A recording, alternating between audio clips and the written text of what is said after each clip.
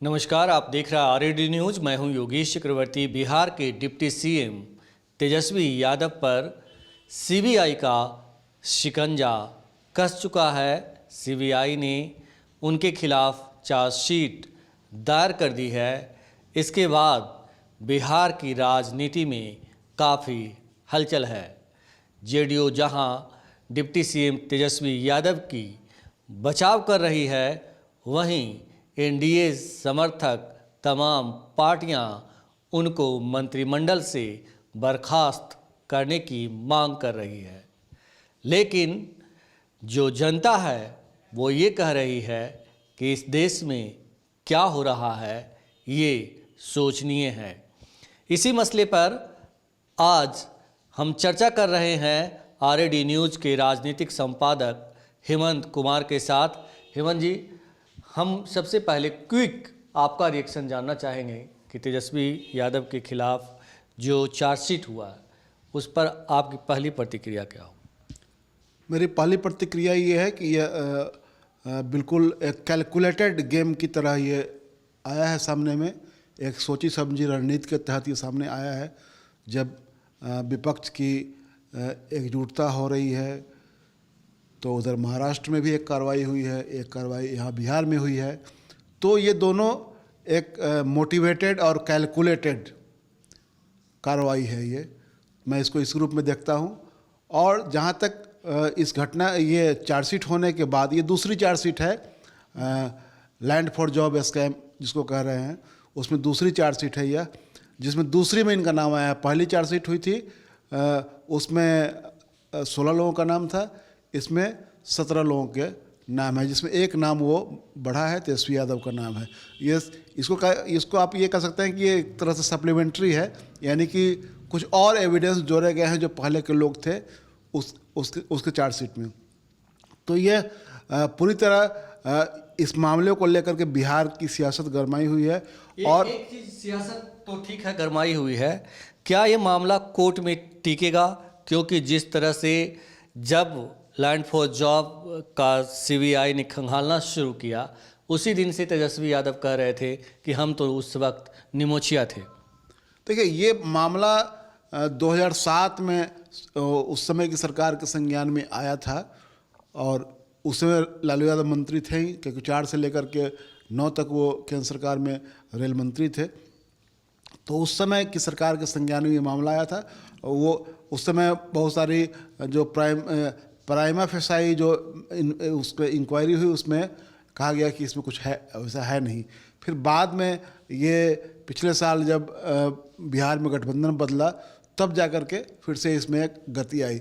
तो अभी हम बात करेंगे कि बिहार इससे पहले 2015 में शायद इसी मामले में जो है 2015 के विधानसभा चुनाव के बाद जब नीतीश जी जब हटे थे, हाँ बिल्कुल सही कह रहे हैं आप, उस समय भी ये मामला सामने आया था। उस समय इसकी जांच पड़ताल चल रही थी और ये सब जितने डॉक्यूमेंट हैं वो डॉक्यूमेंट फ्लोर पर लाया था सुशील कुमार मोदी ने, और वो सारा वो मीडिया में लगातार, और एक खास टीवी चैनल ने उसको सीरीज वाइज उसको चलाया था सुशील कुमार मोदी के हवाले से। बाद में बाकी मीडिया भी इसको चलाना शुरू किया था। तो उस समय ये इसी आधार पर नीतीश कुमार ने कहा था कि आप पॉइंट वाइज जवाब दीजिए। फिर बात सामने आई कि उनके जवाब से संतुष्ट नहीं हुए, फिर वो राजगीर चले गए। फिर जब अचानक उन्होंने सरकार से ये कहिए कि वो हट गए, गठबंधन से हट गए। तो ये जो मामला अभी जो आया है, इससे अभी वर्तमान मौजूदा जो हलचल है उसके बारे में हम अभी चर्चा करेंगे कि अभी जो कुछ हो रहा है उसमें ये है कि बीजेपी की ओर से, खासकर जो पूर्व उप मुख्यमंत्री हैं सुशील कुमार मोदी, उनका बयान लगातार आ रहा है कि नीतीश कुमार हिम्मत दिखाएं, तेजस्वी यादव से इस्तीफा लें। और उस पूर्व के उदाहरण भी वो गिना रहे हैं, बता रहे हैं कि पहले आप जब लालू यादव पर चार्जशीट हुआ था इसमें चारा घोटाले में, तो उस समय इस्तीफा मांगने वालों में आप लोग भी थे, तो आज क्यों नहीं मांग रहे हैं? दूसरा ये कि पिछली बार आपने उनसे पॉइंट वाइज जवाब मांगा था, अभी तक क्यों चुप हैं? तो ये एक तरह से प्रेशर पॉलिटिक्स चल रही है। हालांकि जेडीयू की ओर से जो राष्ट्रीय अध्यक्ष हैं उनके ललन सिंह, उन्होंने कहा, उन्होंने अपने ट्विटर पर एक वीडियो भी अपलोड किया है जिसमें वो कहते हुए सुनाई दे रहे हैं कि ये उनके पालतू तोतों का कमाल है। और जो चार्जशीट फाइल हुआ है वो कोई अप्रत्याशित नहीं है। हम लोग बहुत दिन से इस बात को डर रहे थे कि वही होगा, क्योंकि जिस आरोप पर उन पर चार्जशीट दायर हुआ उस आरोप पर सीबीआई इसके पहले 2 बार जांच करके यह बता चुकी है कि इसमें कोई साक्ष्य नहीं। अब ये 2022 के अगस्त में जब महागठबंधन बना फिर से और हम लोग उस महागठबंधन में शामिल हुए, तब से ये काम शुरू हुआ है। तो जो उनके तोते हैं उनको जो इस्तेमाल करने का जो तरीका है वो इस्तेमाल करने के लिए उन्होंने तोते को शिक्षा दे के कान में अपना शिक्षा दिया और उसको उड़ाया। तो ये हम लोग पहले से जान रहे हैं। तो आप आश्चर्य है, एक तरफ प्रधानमंत्री 5 दिन पहले कह रहे हैं कि पूरे एनसीपी के जो नेता हैं वो 70,000 करोड़ रुपए के घोटाले में फंसे हुए हैं, वो भाजपा के मंत्रिमंडल में शामिल हो रहे हैं। और श्री तेजस्वी प्रसाद यादव महागठबंधन में शामिल हो रहे हैं, इसलिए उन आरोपों पर जिन आरोप को 2 बार सीबीआई जांच करके खारिज कर चुकी है कि कोई साक्ष्य नहीं है, उस पर चार्जशीट दायर कर रहे हैं। ये सब लोग जान रहा है कि क्या कर रही है केंद्र की सरकार, लेकिन देश की जनता सब देख रही है। आप एक तरफ भ्रष्टाचारियों को सम्मानित कर रहे हैं, अपने वॉशिंग मशीन में धुलवा रहे हैं, और दूसरी तरफ जो महागठबंधन में विपक्षी एकता में पूरी मजबूती के साथ खड़े हैं उन पर चार्जशीट दायर कर रहे हैं। तो ये डराने धमकाने से, और तेजस्वी प्रसाद यादव जी बड़ा बहादुर आदमी, वो सब इन सब चीजों को जान रहे थे कि उन पर क्या होने वाला है। उनको भी इस बात का अंदेशा था कि क्या होगा। वो बातचीत में कहते थे कि यही होना है, इसलिए जो करना है उनको वो करते रहे। देश की जनता 2024 में अपना हिसाब छूटा। इसमें लगता है कोई साजिश कर रहा है उनको बदनाम करने की। काहे का बना, ये तो फंसाने का, पूरे केंद्र सरकार का जो पालतू तोतों का इस्तेमाल करके जो विपक्ष के नेताओं को धमकाया जा रहा है, डराया जा रहा है कि तुमको फंसा देंगे, उसी का है। लोकतंत्र कहाँ बचा है? लोकतंत्र की तो हत्या हो रही है। लोकतंत्र का क्या मतलब होता है? लोकतंत्र का मतलब होता है आजादी बोलने की, आजादी काम करने की। तो सारे स्वतंत्रता खत्म हो रहे हैं, और जो संवैधानिक संस्थाएं हैं उनको अपने नियंत्रण में रखें, पूरे देश की मीडिया में को अपने नियंत्रण में रखें। जो ये हो रहा है, और उसमें वो कह रहे हैं कि इस मामले में कोई दम नहीं है, क्योंकि पहले भी इसकी जांच हुई थी और उसमें कोई साक्ष्य नहीं मिला था। और जो कुछ हो रहा है वो पालतू तोते को जेडीयू और आरजेडी के साथ आने के बाद पूरी जो है प्रक्रिया शुरू की गई है। हाँ, इस मामले में, लेकिन ये है कि इस मामले अभी तक सत्ताधारी दल और जो 2 दल जो मुख्य हैं सरकार में, जेडीयू और आरजेडी, उसमें से जेडीयू इनके तेजस्वी यादव के पक्ष में खड़ी है। उसके बाद सीपीआईएमएल के स्टेट सेक्रेटरी कुणाल ने भी इनके पक्ष में बयान दिया है कि तेजस्वी यादव को राजनीतिक प्रतिशोध के तहत ये फंसाया जा रहा है। तो ये इनके लिए एक तरह से समझिए कि संतोष की बात यह है कि इनके सहयोगी जो है इनके पक्ष में मजबूती के साथ खड़े हैं। विपक्ष की ओर से ये दबाव बनाया जा रहा है कि ये इस्तीफा इनको करना चाहिए, क्योंकि इनके खिलाफ चार्जशीट हो गया है। उसमें बीजेपी के कई नेता लोग कर रहे हैं। उसमें जो अभी गठबंधन छोड़ करके गए ये जीतन राम मांझी और उनके पुत्र संतोष कुमार सुमन भी इसी तरह की बात कर रहे हैं। उपेंद्र कुशवाहा की ओर से भी इस तरह की बातें आ रही है।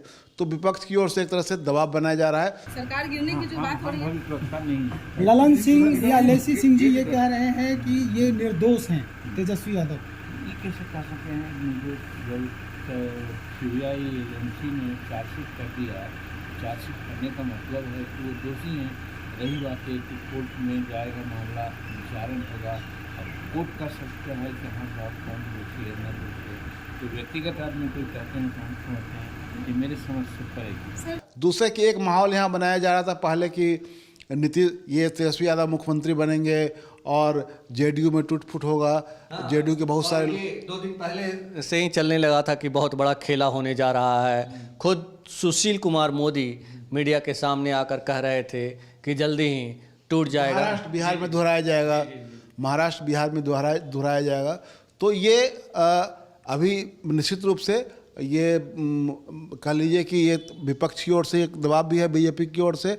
और संतोष की बात जो मैंने पहले कहा कि संतोष की बात यह है कि इनके सहयोगी इनके साथ तेजस्वी यादव यहाँ नहीं है। मेरी जानकारी है कि वो देश से बाहर हैं और उनकी कोई प्रतिक्रिया किसी सोशल मीडिया प्लेटफॉर्म पर नज़र नहीं आ रही, ना तो उनके ट्विटर हैंडल पर, ना ही उनके पार्टी के फेसबुक पेज पर या उनके फेसबुक पेज पर कहीं से कोई जानकारी इस पर नहीं आ रही है। और किसी ने भी उनकी पार्टी के लोगों का बयान आया है, उनके प्रवक्ता का बयान आया है, लेकिन इसमें इधर से कोई बयान। हेमंत जी, जिस तरह से देश में एक माहौल बनाया जा रहा है कि जो भ्रष्टाचारी हैं वो जैसे ही बीजेपी के साथ जाते हैं वो पवित्र हो जाते हैं, ईमानदार हो जाते हैं, और तमाम ईडी हुआ, सीबीआई हुआ और इनकम टैक्स के जरिए जो है जो भी विपक्ष में इनके खिलाफ खड़े होते हैं उनको प्रताड़ित किया जाता है।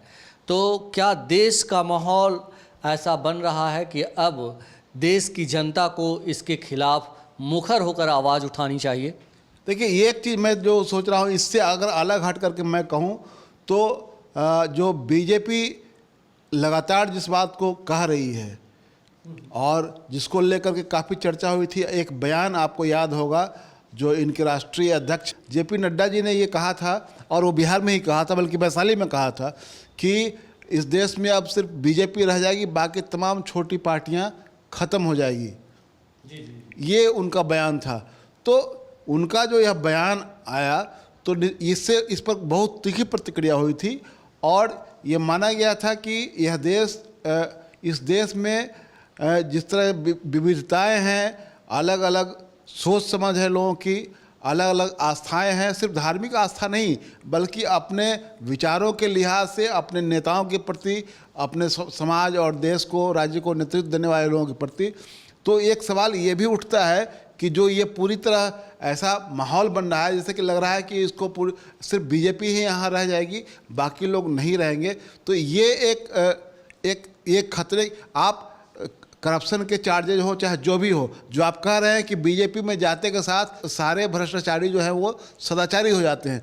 ताज़ा उदाहरण है कि जो अजीत पवार गए हैं महाराष्ट्र में, वहाँ जो उप मुख्यमंत्री बने हैं सरकार में बीजेपी के साथ, उनके बारे में 3-4 दिन पहले अमित शाह और प्रधानमंत्री नरेंद्र मोदी ने, दोनों नेताओं ने चिल्ला ककर कहा कि इनके खिलाफ ये लोग 70,000 करोड़ के घोटालेबाज हैं, एनसीपी के नेताओं के बारे में। और ये इसका तो प्रमाण है कि जब 2019 में इनको मेरा सवाल वही है कि क्या जिस तरह से ये लोग देश को गुमराह कर रहे हैं, गलत बयानी कर रहे हैं, भ्रष्टाचार वाले तुरंत पवित्र हो जा रहे हैं, ऐसे में देश की जनता क्या इसको आत्मसात कर रही है, समझ रही है? वही बात योगेश जी मैं कहने जा रहा था कि देखिए ये अब सिर्फ पार्टियों का और नेताओं का सवाल नहीं रह गया है, ये सवाल देश की जनता का सवाल हो गया हुआ है कि आखिरकार ये किस तरह के भ्रष्टाचार पर आघात करने वाले लोग हैं जो चुन कर उन लोगों पर करते हैं जो इनके खिलाफ हैं, जो इनके खिलाफ बोलने वाले लोग हैं। और जैसे ही इनके शरण में चले जाते हैं, शरणागत हो जाते हैं, उसके बाद सारा भ्रष्टाचार उनका समाप्त हो जाता है। ऐसे दर्जनों उदाहरण भरे पड़े हैं। तो ये चिंता का विषय है कि जो कहा जा रहा है कि बीजेपी चाहती है कि इस देश में सिर्फ बीजेपी रहे, बाकी तमाम लोगों को ख़त्म कर दिया जाए,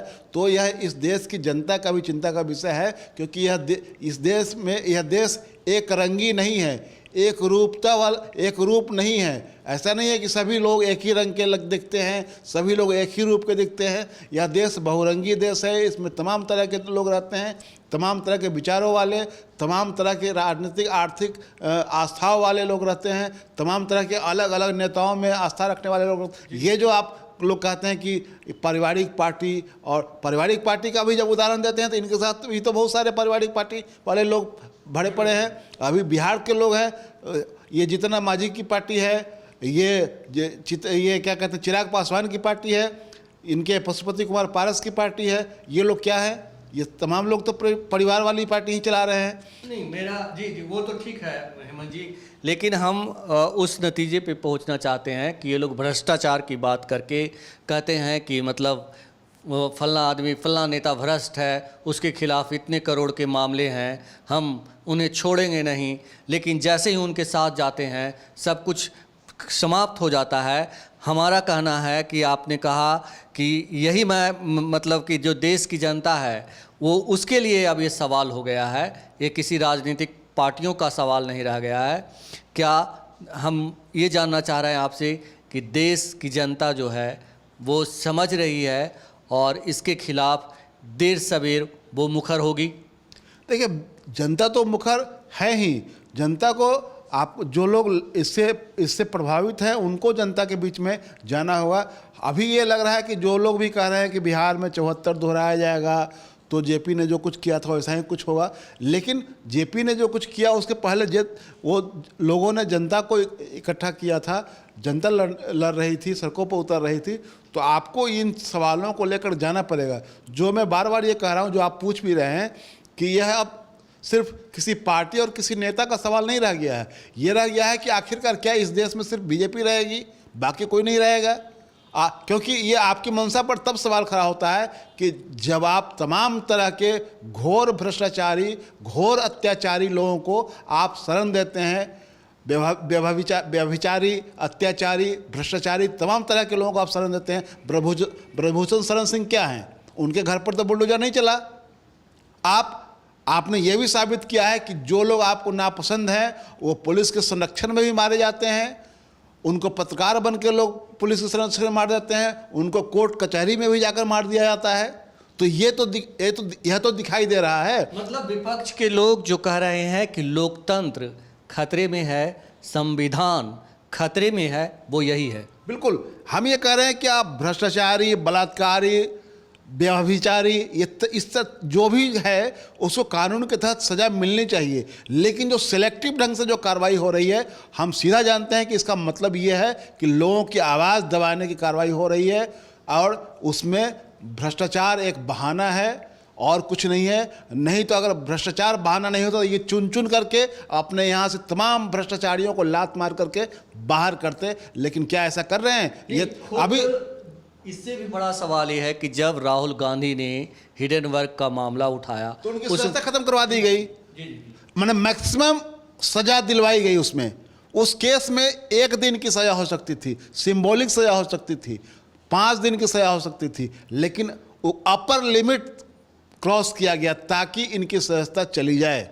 यह कौन सा ऐसा मामला था जिसकी वजह से सजता आपने इनकी ले ली? ये सवाल उठता है। तो ये जो कार्रवाई हो रही है, मैं जो कह रहा हूँ ना कि ये चाहते हैं कि सामने में कोई नहीं रहे, असहमति की कोई आवाज़ न रहे, ये इस दिशा में बढ़ रहे हैं। इसलिए मैं कह रहा हूँ कि अब लालू यादव, तेजस्वी यादव, शरद पवार, ममता बनर्जी का सवाल नहीं रह गया, यह देश का सवाल हो गया है कि इस देश के लोगों को ये सोचना पड़ेगा कि आखिरकार ये जो निज़ाम है, यह जो हुकूमत है नरेंद्र मोदी की, यह इस देश को कहाँ ले जाना चाहती है। क्योंकि अगर ये केवल अगर भ्रष्टाचार का मामला होता तो मैं कह रहा हूँ, मैं चुनौती दे रहा हूँ कि इनको अपने यहाँ के तमाम भ्रष्टाचार के आरोपित लोगों को बाहर करना चाहिए था, चुन चुन करके, और तब दिखाते ये कि हाँ हम किसी को शरण नहीं देते हैं। लेकिन आप तो खुलेआम शरण दे रहे हैं। ये उदाहरण है और ये लग रहा, इससे मैं कह रहा हूँ कि चाहते हैं कि पहले नेताओं का सफाया करो, उसके बाद जो विरोध की जो आवाज़ जनता के भीतर में है, जो जनता की तरफ से है, उसका दमन करो। ये उस दिशा में बढ़ना चाहते हैं। इसीलिए ऐसे लोगों को चुन चुन करके ये उनके खिलाफ वो निशाने साध रहे हैं। महाराष्ट्र से शुरू हुआ है, यहाँ शुरू हुआ, उसकी तो ये तमाम तरह की कार्रवाइयाँ हो रही है। जो लोग कहा जा रहा है कि संविधान और लोकतंत्र खतरे में है, तो जाहिर सी बात है कि उसी दिशा में बढ़ रहा है। अघोषित इमरजेंसी इसी को कहते हैं। लोकतंत्र पे जो बिल्कुल वह इसी दिशा, मैं कह रहा हूँ कि वह इसी दिशा में बढ़ रहा है। और मैं आज बार बार इस बात का उल्लेख कर रहा हूँ कि यह इस किसी नेता का सवाल नहीं रह गया है, किसी पार्टी का सवाल नहीं रह गया है, यह इस देश की जनता का सवाल रह गया है कि यह जो कुछ कर रहे हैं, ये चाहते हैं कि सामने से तमाम तरह के चेहरों को हटा दिया जाए, उन चेहरों को हटा दिया जाए जो हमसे असहमत है, हमारे खिलाफ बोलता है, हमसे सवाल पूछता है।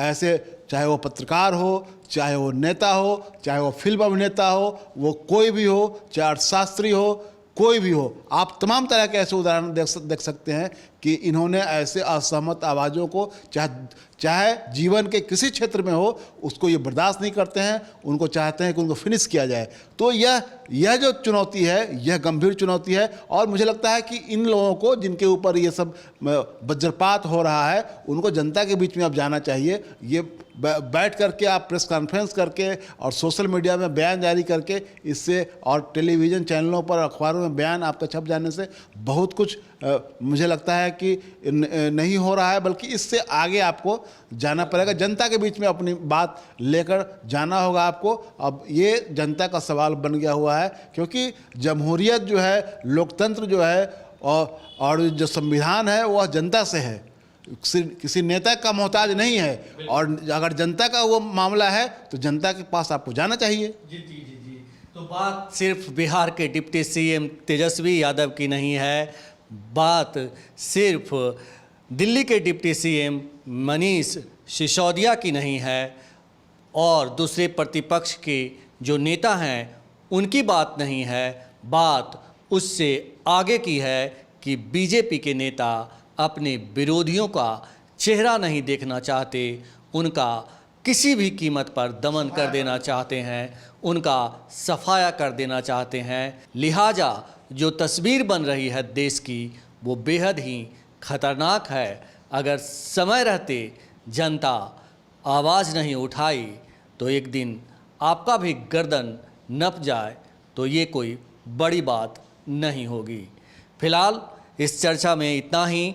अगर आपको हमारा ये डिस्कशन पसंद आई हो तो आप हमें फेसबुक पर फॉलो करें, यूट्यूब पर सब्सक्राइब करें, ज़्यादा से ज़्यादा लाइक करें और शेयर करना तो बिल्कुल नहीं भूलें। धन्यवाद।